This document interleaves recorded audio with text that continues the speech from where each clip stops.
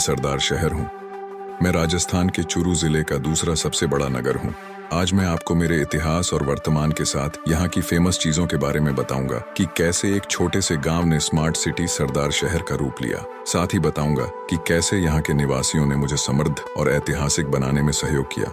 मेरी यानी सरदार शहर की स्थापना सन 1838 में बीकानेर राज्य के राजावास गांव के स्थान पर हुई थी। शहर का नाम बीकानेर के महाराजा रतन सिंह के पुत्र सरदार सिंह के नाम पर रखा गया है। मेरा पुराना नाम अलवाना और राजावास था, जो बाद में बदलकर सरदार शहर हो गया। मैं भित्ति चित्रों के साथ अपनी भव्य हवेलियों के लिए भी जाना जाता हूँ। साथ ही एशिया का एकमात्र क्लॉक टावर यानी घंटा घर, जिसके नीचे से चारों दिशाओं में सड़कें जाती हैं, वो घंटा घर यही है। इसके अलावा श्री इच्छापूर्ण बालाजी मंदिर, आचार्य श्री महाप्रज्ञ समाधि स्थल, गांधी विद्या मंदिर आदि के लिए सरदार शहर जाना जाता है। यहाँ की मिठाई, फिनी और मटका कुल्फी, हस्तकला के काम, चांदी के काम और लकड़ी के काम के लिए भी मैं प्रसिद्ध हूँ।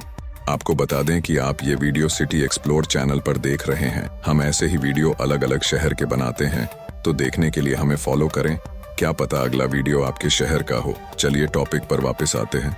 सबसे पहले बात करें मेरी स्थापना की, तो बात है सन 1832 की, जब बीकानेर राज्य की आर्थिक स्थिति कमजोर थी और गिरती अर्थव्यवस्था को बढ़ावा देने के लिए नए शहर बसाने की आवश्यकता पड़ी।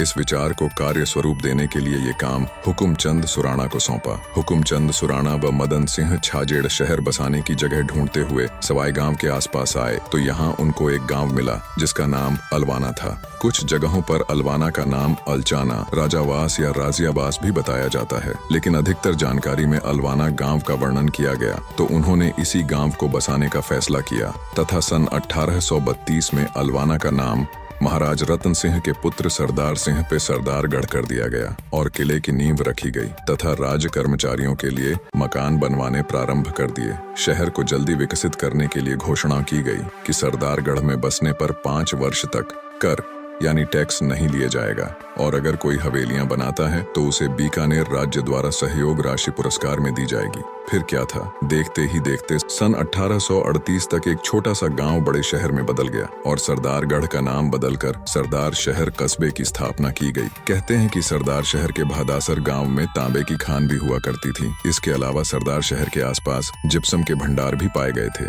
सन 1891 में सरदार शहर को बीकानेर की तहसील बनाई गई। इस समय तहसील में कुल 93 गांव थे और इसमें जाट और ब्राह्मण लोगों की अधिकता थी। सन 1891 की जनगणना के अनुसार कुल जनसंख्या 44,911 थी। ये था मेरा इतिहास।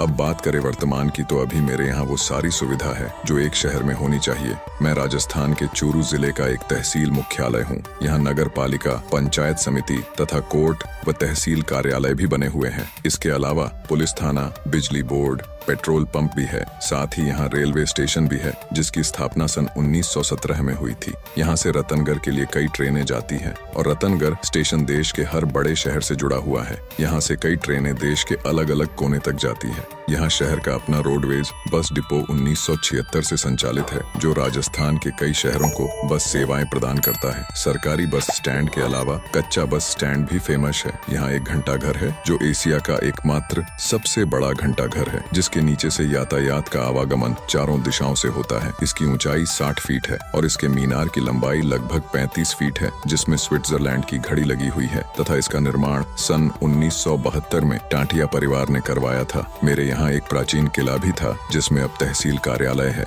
मेरे यहाँ के इच्छापूर्ण बालाजी मंदिर को कौन नहीं जानता।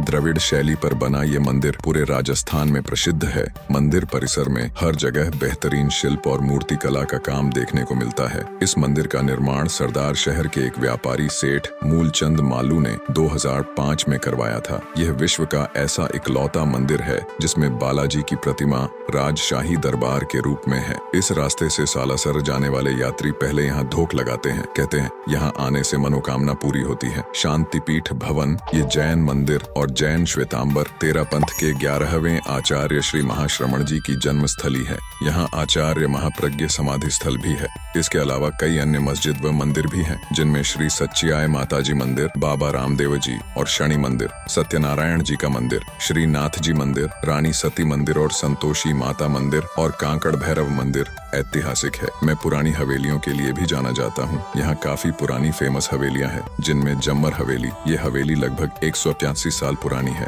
और ये इसकी दीवारों पर बनी पेंटिंग्स के लिए प्रसिद्ध है। बुद्धमल दुगड़ की हवेली, बैजनाथ जी चौधरी की हवेली, मूलचंद मालू की हवेली भी देखने लायक है। इसके अलावा कई अन्य हवेलियां भी सरदार शहर की शोभा बढ़ा रही हैं। शिक्षा के क्षेत्र में भी मेरा नाम जिले में सबसे ऊपर आता है। जिले का सबसे बड़ा और पुराना गांधी विद्या मंदिर यही है। यहाँ का गांधी विद्या मंदिर यूनिवर्सिटी प्रसिद्ध है। 1200 एकड़ में फैले इस विश्वविद्यालय की आधारशिला 1955 में भारत के पहले राष्ट्रपति राजेंद्र प्रसाद ने रखी थी। सरदार शहर में जवाहर नवोदय विद्यालय भी स्थित है। इसके अलावा कई प्राइवेट कॉलेज भी है, जिसमें चुरू रोड पर स्थित KKC PG कॉलेज का नाम सबसे ऊपर आता है, जहां पढ़कर हजारों युवाओं ने डिग्री प्राप्त की है। कॉलेजों के अलावा कई स्कूलें भी हैं, जिनमें सरकारी हाई स्कूल के अलावा आदर्श ग्रुप द्वारा संचालित महाराणा प्रताप स्कूल की पढ़ाई और अनुशासन क्षेत्र में सबसे पहले नंबर पर आता है। इन महाविद्यालय और स्कूलों से पढ़कर हजारों युवाओं ने अपना भविष्य बनाया है। इसके अलावा कई अन्य शिक्षण संस्थान,